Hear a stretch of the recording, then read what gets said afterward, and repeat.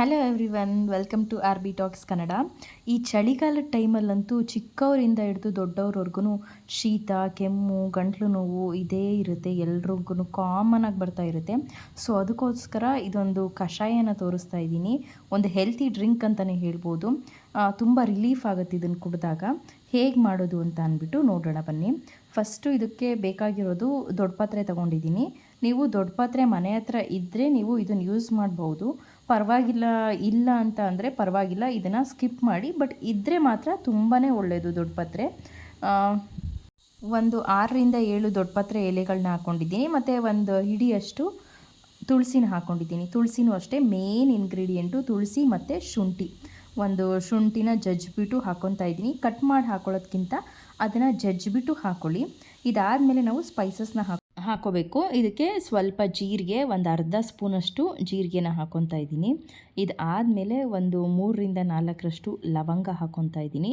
ಮತ್ತು ಒಂದು 2 ಇಂಚಷ್ಟು ಚಕ್ಕೆ, ಮತ್ತು ಒಂದು 6ರಿಂದ 7 ಕಾಳಷ್ಟು ಮೆಣಸು, ಅಂದರೆ ಒಂದು ಅರ್ಧ ಸ್ಪೂನಷ್ಟು ಮೆಣಸು, ಇಷ್ಟನ್ನು ಹಾಕ್ಕೊತಾ ಇದ್ದೀವಿ. ಈ ಎಲ್ಲ ಸ್ಪೈಸಸ್ಸು ಸೇರೋದ್ರಿಂದ ನಮಗೆ ಗಂಟ್ಲಿಗೆ ತುಂಬ ರಿಲೀಫ್ ಆಗುತ್ತೆ. ಗಂಟ್ಲು ನೋವೆಲ್ಲ ಇದ್ದವ್ರಿಗಂತೂ ತುಂಬ ಒಳ್ಳೆಯದು ಈ ಕಷಾಯ ಅಂತ ಹೇಳ್ಬೋದು. ಮತ್ತು ಒಂದು ಅರ್ಧ ಸ್ಪೂನಷ್ಟು ಅರಿಶಿನದ ಪುಡಿ ಹಾಕ್ಕೊತಾ ಇದ್ದೀನಿ. ಇದು ಅಷ್ಟೇ ನಮ್ಮ ದೇಹಕ್ಕೆ ಅರಿಶಿನದ ಪುಡಿ ಏನಿದೆ ಎಲ್ಲ ಅಡುಗೆಲೂ ಸೇರಿಸ್ಕೊಂಡ್ರೆ ತುಂಬಾ ಒಳ್ಳೆಯದು. ಅದಾದಮೇಲೆ ಬೆಲ್ಲ ಬೇಕು, ಕುಡಿಯೋಕ್ಕಾಗಲ್ಲ ಕಷಾಯ ಅಂತ ಅಂದವರು ಕುಡಿತೀವಿ ಅಂತ ಅಂದರೆ ಪರವಾಗಿಲ್ಲ, ಕುಡಿಬೋದು. ಇಲ್ಲ ಅಂತ ಅಂದರೆ ಒಂದು ಸ್ಪೂನಲ್ಲಿ 1 ಟೇಬಲ್ ಸ್ಪೂನು, ಅದು ಚಿಕ್ಕ ಸ್ಪೂನ್ ಇರೋದ್ರಿಂದ 2 ಸಲ ಹಾಕಿದೆ, 1 ಟೇಬಲ್ ಸ್ಪೂನಷ್ಟು ಬೆಲ್ಲದ ಪುಡಿನ ಹಾಕ್ಕೊತಾ ಇದ್ದೀನಿ. ಅದೂ ಅಷ್ಟೇ ತುಂಬ ಜಾಸ್ತಿ ಹಾಕ್ಕೊಳ್ಳಿಕ್ಕೆ ಹೋಗಬಾರ್ದು. ನೆಕ್ಸ್ಟು ಸ್ವಲ್ಪ ಮಿಕ್ಸ್ ಮಾಡಿಬಿಟ್ಟು ಬಿಟ್ಬಿಡಿ. ಅದು ಏನಿದೆ ನಾವು ಎಷ್ಟು ತೊಗೊಂಡಿದ್ದೀವಿ ಅದ್ರ ಅರ್ಧದಷ್ಟು ಬರಬೇಕು.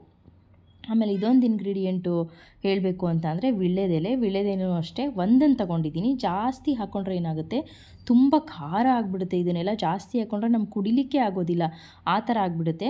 ಸೊ ಎಲ್ಲದು ಏನೊಂದು ಮೀಡಿಯಮ್ ಕ್ವಾಂಟಿಟಿಲಿ ತೊಗೊಂಡ್ಬಿಟ್ಟು ಹಾಕ್ಕೊಬೇಕಾಗತ್ತೆ.